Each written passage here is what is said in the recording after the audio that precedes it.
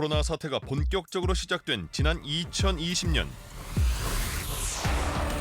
이른바 투자 광풍이 거세게 일었습니다. 사기만 오면 오른다. 인터넷에서 가장 유행했던 말 중에 하나가 돈 복사된다. 이렇게 개인 투자자들이 직접 투자 형태로 주식시장에 대규모로 뛰어든 적은 코로나가 처음인 것 같습니다. 하지만 올 초부터 자산 가격에 낀 거품이 빠지기 시작하며 주식과 가상자산 가격이 폭락하고 부동산 시장 역시 거래 절벽을 만난 상황. 좋을 때는 좀 벌었다가 지금은 좀 마이너스죠. 현실이 좀 있어가지고 지금 마음이 많이 아픈데 최근 폭락장에선 특히 20, 30대 투자자가 크나큰 손실을 입었는데요. 무엇이 이들을 영혼까지 끌어모으게 만들었을까요? 지금부터 MZ세대 투자 잔혹사를 짚어봅니다.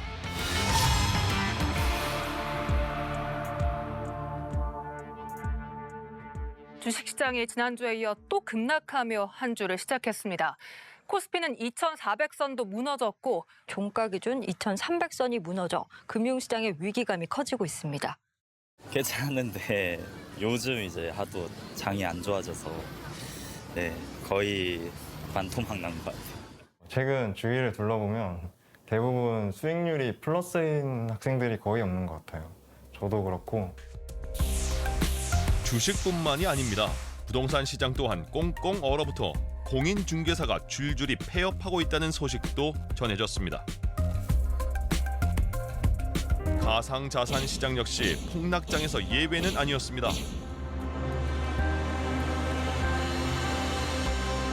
올 초부터 시작된 자산 시장의 연이은 폭락.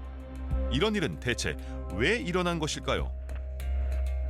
거시적으로 여러 변수가 많았던 것 같습니다. 러시아, 우크라이나 침공 같은 돌발 변수도 있었고 경기 둔화 속 물가 상승이라는 스태그플레이션에 대한 우려도 있고요. 계속해서 자산 가격이 상승했던 피로감도 있었기 때문에 지금 같은 상황에서는 자산에 대한 투자가 위축될 것 같습니다.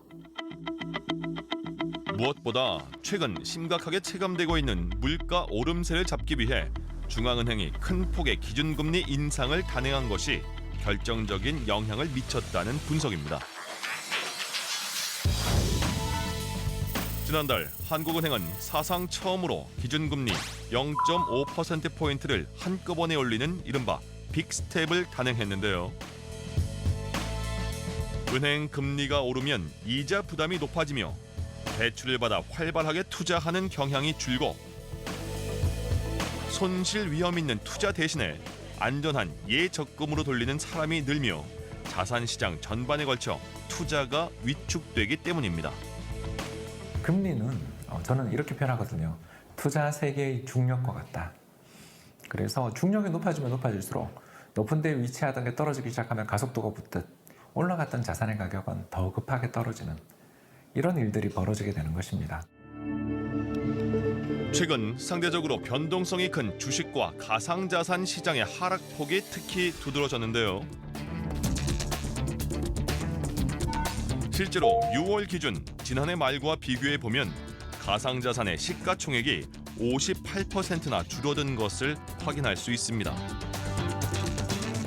2021년 10월 정도에 8천만 원 이상으로 그 가상자 비트코인 가격이 올랐습니다. 지금은 좀 지지부진한 장세가 이어지고 있는데요. 비트코인 가격은 계속 테라 루나 사태 이후로 4천만 원 밑으로 떨어져서 잠시 2천만 원 선까지 떨어졌다가 지금 3천만 원 정도에서 계속 안착하는 중입니다. 부동산 시장은 아직 본격적인 폭락장이라고 할 수는 없지만 매매량이 줄고 미분양 주택이 느는 등 거래 절벽이 심화되고 있습니다. 지난 한 5년 정도 동안 상당히 많이 이제 가격이 많이 상승을 했던 시기였는데 금리가 가장 이제 포션이 클 것 같고 그 다음에는 아마 그동안 이제 굉장히 많이 오른 것에 대한 어떤 국민들의 어떤 주택 가격 상승에 대한 피로감도 분명히 있을 겁니다. 그래서 그런 것들이 이제 막 버무려져서 약간은 좀 조정을 받거나 또는 이제 일부 이제 시각들처럼 침체를 겪고 있는 그런 상황이라고 볼 수 있을 것 같아요. 하지만 지난 2020년부터 2년여 기간 동안 자산 시장 분위기는 지금과 사뭇 달랐습니다. 2020년 3월 코로나19 세계적 대유행이 공식화되며 세계 경제가 겪어야 했던 코로나 대폭락장 혹시 기억하시나요? 글로벌 증시가 또다시 연쇄 폭락했습니다. 코로나19 사태의 경제적 충격이 현실화하면서 네, 코스피는 4년 6개월 만에 최저치까지 떨어졌고 코로나발 경기 침체를 우려한 세계 각국 중앙은행은 일제히 기준금리를 내려 시장에 돈을 푸는 대응책을 내놨습니다. 그러자 시장에 넘치는 돈이 폭락장을 기회 삼아 자산 시장으로 몰리기 시작했습니다. 코로나가 이제 생기면서 다시 경기 침체가 예견이 되고 그렇기 때문에 또 전 세계적으로 금리를 굉장히 급격하게 내리는 현상이 발생을 하게 됐습니다. 뭐 우리나라도 마찬가지로 금리를 내렸었죠. 금리가 낮아진다는 것은 한편으로 보면 시중에 자금이 굉장히 많이 풀리게 된다는 얘기고요. 시중에 자금이 많이 풀리게 된다는 것은 상대적으로 차입을 할 경우 차입이 용이해진다는 얘기가 되는 것이죠. 코로나 대폭락장이 투자 광풍으로 바뀐 바로 그 순간. 이때 주식시장에 새롭게 등장한 용어가 바로 동학개미 운동입니다. 폭락이 거듭되자 기관과 외국인은 주식을 대거 매도했는데 개인 투자자는 반등을 기대하며 매수세로 맞섰던 움직임을 뜻합니다. 이런 분위기 속에서 2030 세대는 자산시장에 새로 진입한 투자자로 존재감을 뽐냈습니다. 재작년쯤부터 하고 있었어요. 코로나 거의 한 시작했을 때부터. 언제부터 시작하셨어요? 주식 한 2년 전부터 그냥 주식 많이 이제 붐 일어날 때 그때 시작했던 것 같아요. 실제로 코로나 사태와 맞물려 새롭게 주식시장에 뛰어든 20, 30대가 급증한 것을 확인할 수 있습니다. 연간 개인 투자자 연령대별 그 분포를 보면은 코로나가 창궐했던 2020년도 그리고 2021년도 20, 30대 투자자들이 증가율 측면에서도 양적 측면에서도 기록적으로 상승하긴 했었습니다. 요즘 대학가에서도 투자 동아리 인기가 높다는데요. 재테크에 관심을 보이며 동아리 문을 두드리는 20대가 부쩍 늘었다는 겁니다. 확실히 20년, 21년 그리고 22년까지 오면서 주식에 대한 관심이 굉장히 학생들이 높아진 것 같고 이해도도 저 또한 포함해서 상당히 높아진 것 같아요. 굉장히 지원자 수도 그에 따라서 많이 증가했습니다. 상경 계열은 물론 어문 계열 등 다양한 전공의 학생 30여 명이 함께 투자 동아리 활동을 하고 있다는데요. 그렇다면 이들이 투자에 뛰어들게 된 계기는 뭘까요? 투자를 2020년에 시작을 하게 됐는데 아무래도 심리적인 부분이 좀 강했던 것 같습니다. 주변의 사람들이 이제 주식을 시작하고 그리고 많은 수익을 보는 친구들이 이제 주변에 생기게 되니까 저도 자연스럽게 뭔가 나만 안 하면은 이 기회를 놓치게 되는 게 아닐까? 2020년 초입부터 투자를 하기 시작했어요. 그때 제가 1년 만기로 적금을 들었는데 그 적금이 이제 끝나서 돈을 받았는데 금리가 낮으니까 이자가 얼마 안 되더라고요. 근데 제 주변을 봤더니 주식을 샀는데 수익률을 10%나 봤다. 그게 제가 1년 동안 한 달에 20만 원씩 넣은 적금의 그 이자보다 훨씬 많더라고요. 수익률이 뭐 몇백 퍼다, 200%다, 두세 배 벌었다. 이런 건 주변에서 많이 본 것 같습니다. 2, 3년 사이에. 코로나 상승장을 경험하면서. 이렇게 높은 수익률을 기대하고 코로나 투자 붐에 뛰어든 청년 세대. 그래서 이들은 가상 자산에도 뜨거운 관심을 보였습니다. 비트코인 가격이 개당 7천만 원을 넘어섰던 지난해 1분기엔 가상자산 거래소 신규 가입자 중 20대 비율이 압도적이었습니다. 가상자산 시장은 사실상 20, 30대가 분위기를 주도해 나갔다 해도 과언이 아닐 정도.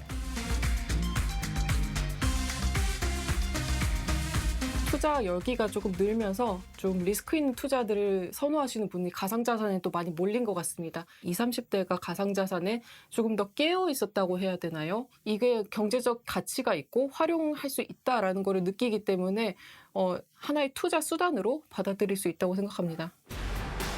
그렇다면 부동산 시장에 대한 20, 30대의 관심은 과연 어느 정도였을까요? 2020년 부동산 시장엔 영끌이라는 신조어가 등장했습니다. 2019년 30% 안팎을 유지했던 20, 30대 서울 아파트 매입 비중은 이른바 영끌족들의 투자 기세에 작년 7월 45%까지 치솟으며 확실한 존재감을 보여줬습니다. 요즘 2030 세대들이 있는 강연장에 가서 얘기를 해보면 정말 집중도 높고 엄청 관심이 많아요. 실제 거래량들도 굉장히 많은 2030 세대들이 주택 거래 시장에 아마 나타나서 참여했던 그런 측면들이 분명히 있습니다. 이렇게 코로나 시기 자산 시장에 새롭게 뛰어든 2030 MZ 세대. 이들의 투자 성향은 기존 중장년층과는 확연히 달랐습니다.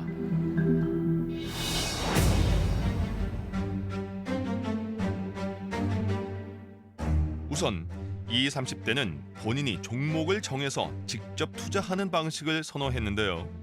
이는 펀드 등 간접 투자보다 위험성이 높다는 것이 특징입니다. 또한 이들이 선호하는 개별 종목에 있어서도 차이점을 보였는데요. 한 20, 30대 같은 경우에는 이제 주식으로만 치면은 사실 중소형주, 주식마다도 종목마다도 그 위험 수준이 다를 수가 있는데 상대적으로 이제 더 높은 위험을 감수해야 되는 중소형주에 대한 자산 보유나 이제 거래 빈도가 더 높게 나타나긴 합니다. 중소형주는 고위험이지만 고수익을 기대할 수 있기 때문. 또한 단타 거래를 많이 하는 것도 이들의 투자 성향을 잘 보여줍니다. 젊을수록 그리고 투자 자금이 적을수록 매매 회전율이 높습니다. 회전율이 뭐냐면 자기 보유 주식을 하루에 몇 % 정도 매매하는 애를 보여주는데 보통 3, 4일에 한 번씩 주식을 다 사고 파는, 그러니까 1년에 52주니까 거의 100번 가까운 그렇게 주식을 단타를 치게 되는 거죠. 그러니까 그걸 저희들은 이제 이걸 뭐라고 이야기하냐면 로또식 투자라고 부르는 거죠. 그러니까 빨리 부자 되고 싶지만 맞을 확률은 낮은.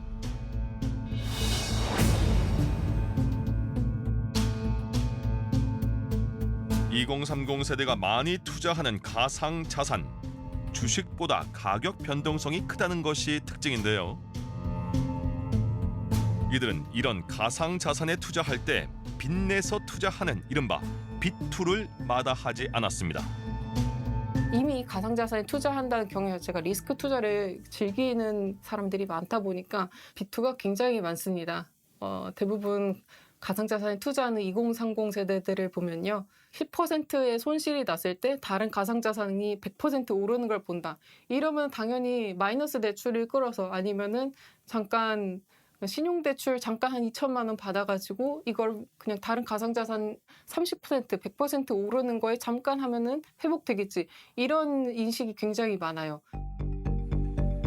변동성이 아찔할 지경이지만 수익이 적게는 몇십 %에서 많게는 몇만 %까지 가능한 만큼 위험을 기꺼이 감수할 마음이 생긴다는 겁니다. 빚내서 하는 부동산 투자 일명 영끌로 주택 매수에 뛰어든 20, 30대 대출 현황은 어떨까요?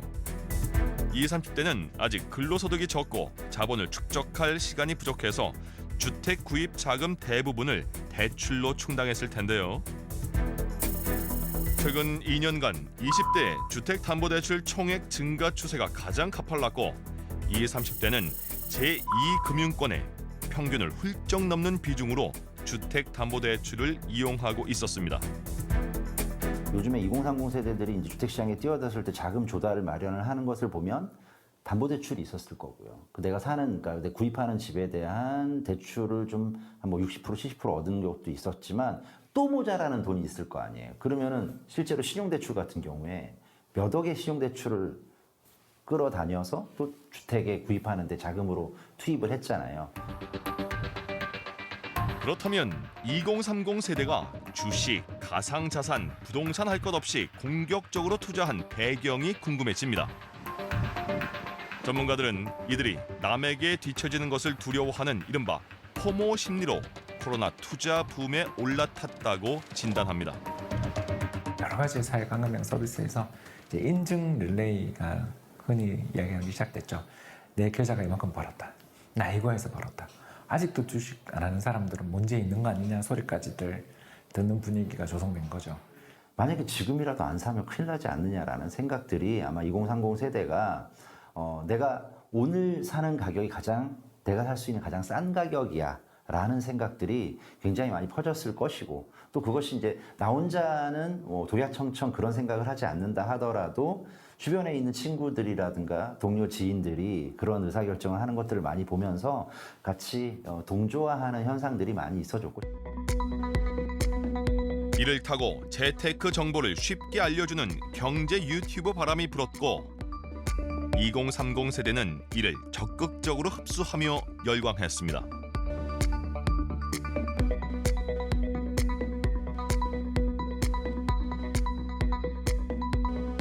미디어 역시 각종 재테크 예능 프로그램을 앞다퉈 내놓으며 열광적인 투자 분위기를 만드는 데 크게 일조했습니다. 하지만 근본적으로 근로소득 상승률보다 부동산 등 자산소득 오름세가 훨씬 커서 2030 세대의 박탈감을 자극한 게 투자 광풍의 주된 원인이었다는 분석입니다. 단순히 근로소득만으로는 집을 사기가 워낙 힘들어지다 보니까 투자에 있어서 좀 더 한 방을 노리게 되는 성향이. 월급 받아서는 뭔가 성공하기 이제 힘든 시대다 이런 말들도 많고 제가 봐도 그냥 그렇게 느껴지거든요. 그래서 조금이라도 뭔가 한 줄기의 희망을 잡고자 하는 거 아닐까요?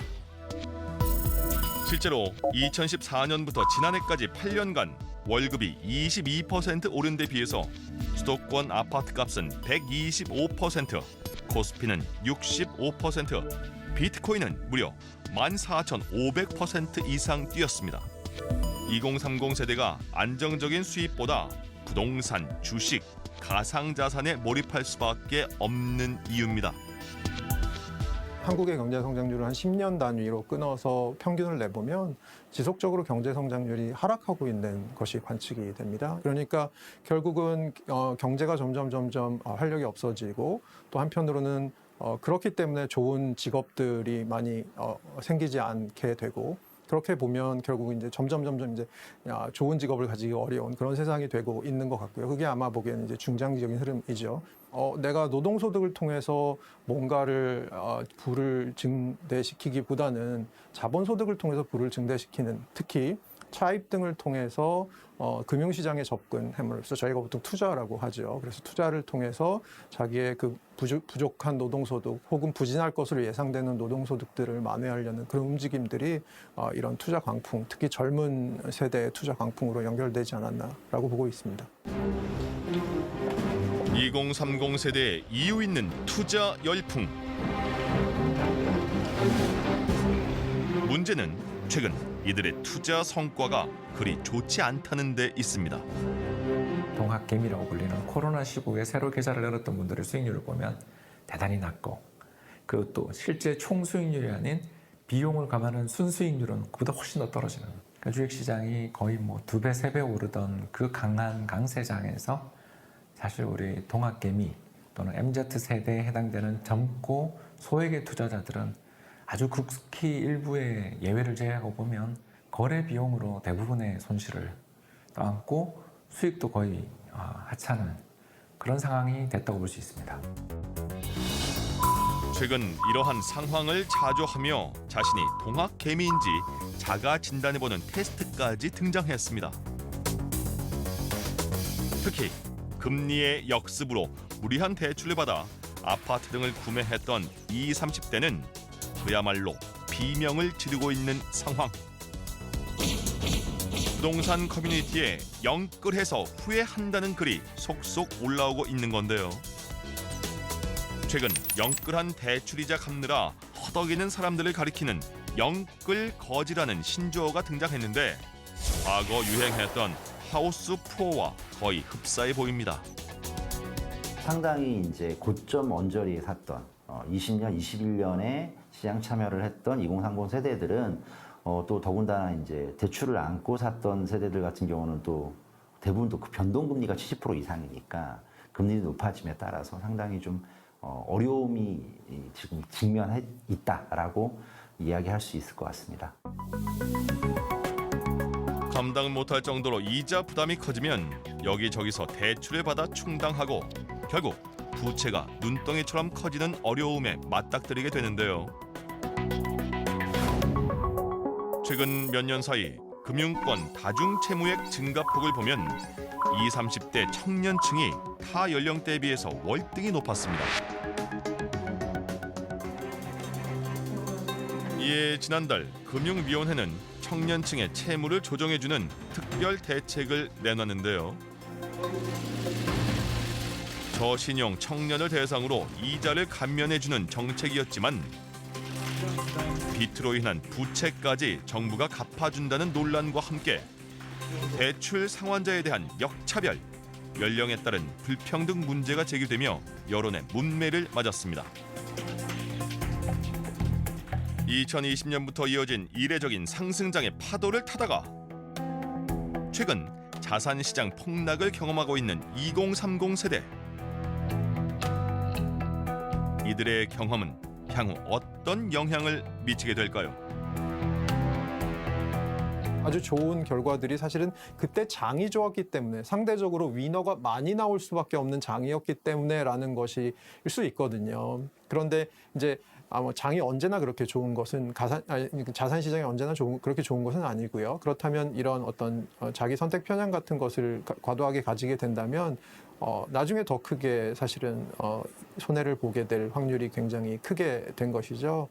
이런 과정에서 분명히 이제 투자자들의 손실이 발생을 하게 되면 이게 심리적 상처, 이게 트라우마를 주게 돼서 자산시장, 주식시장이라는 게 장기적으로 보면 굉장히 매력적인 시장인데도 불구하고 다시 투자를 하면 내가 말이야 뭐 이렇게 이를 갈게 되거든요.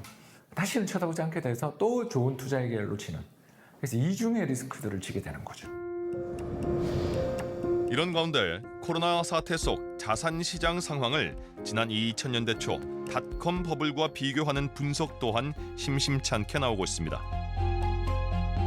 97년 외환위기 직후였던 당시 저금리 기조 속에서 IT 벤처 붐이 일었고 주식시장엔 이른바 묻지마식 투자 자금이 몰렸던 상황. 2000년이 시작되자마자 급등했던 코스닥 지수는 그해 말 거품이 꺼지면서 무려 80%나 폭락했습니다. 그때와 지금의 코로나발 투자 열풍을 같다고 볼 수 있을까요? 이번 최근에 그 상황은 굉장히 특이한 것은 모든 시장의 버블이 한꺼번에 보이고, 혹은 버블이란 말이 조금 너무 단정적일 수 있다면 모든 시장이 굉장히 뜨거워 과열됐던, 그런 한꺼번에 과열됐던 상황이라는 점에서 아마 뭐 예전에도 그런 예는 있을 수 있었겠지만 지금과 같은 강도는 아니었을 거다라고 생각하고 있습니다. 금리 인상 등 상황마다 변수가 발생하면 자산 기반이 취약한 2030 세대의 타격이 가장 클 수밖에 없습니다. 장기적인 안목의 투자 활동이 중요한 이유입니다. MZ 세대가 일확천금이 눈앞에 왔다가 선에서 사라져버린 듯한 이런 상실감들을 치유할 수 있도록 도움도 필요하고, 또 가장 확실한 투자는 저축이잖아요. 이런 투자의 기본을 좀 살려서 저축, 그리고 또 적립형의 어떤 투자들, 이런 것들을 해나가면 좋지 않을까 생각되고, 젊은 층들은 사실 지금까지 살아온 날보다 앞으로 더 살아갈 날이 많은 사람들이잖아요. 그러니까 또 미래의 현금 흐름도 더 긴 사람들이고, 빠른 시간에 큰 돈을 벌지는 못하더라도 좀 장기적인 안목에서 자신만의 자산관리 노하우를 축적하는 게 가장 중요한 것 같아요. 돈을 많이 벌든 혹은 잃더라도 항상 높은 수익률 뒤에는 그거에 합당한 위험을 수반한다는 거를 인지했으면 좋겠어요. 코로나 사태와 함께 시작된 투자 열풍의 주역으로 떠오른 2030 세대. 이들의 적극적인 투자에는 이유가 있었습니다. 돈을 10년간 벌어도 집을 못 사니까. 가상자산으로 높은 수익률을 보이는 그 연령층이 대부분 2030 세대다 보니까 아, 나도 할 수 있다. 하지만 최근 금리 인상에 따른 자산 가격 하락으로 2030 MZ 세대의 투자 결과가 그리 녹록지만은 않아 보입니다. 50%까지 했었다가 그 뒤로는 무서워서 안 해요. 많이 잃어서 안 했습니다. 끝나지 않는 물가 오름세와 잇따라 예고된 금리 인상, 이에 따른 경기 침체 우려까지 자산 시장엔 한동안 혹독한 겨울이 이어질 전망인데요. 산이 높으면 그만큼 골도 깊은 법. 코로나 국면에서 불어닥친 투자 광풍을 겪으며 우리가 얻을 수 있는 교훈은 빚까지 동원한 무리한 투자만으로는 자산 증식이라는 지름길에 결코 쉽게 다다를 수 없다는 사실일 겁니다.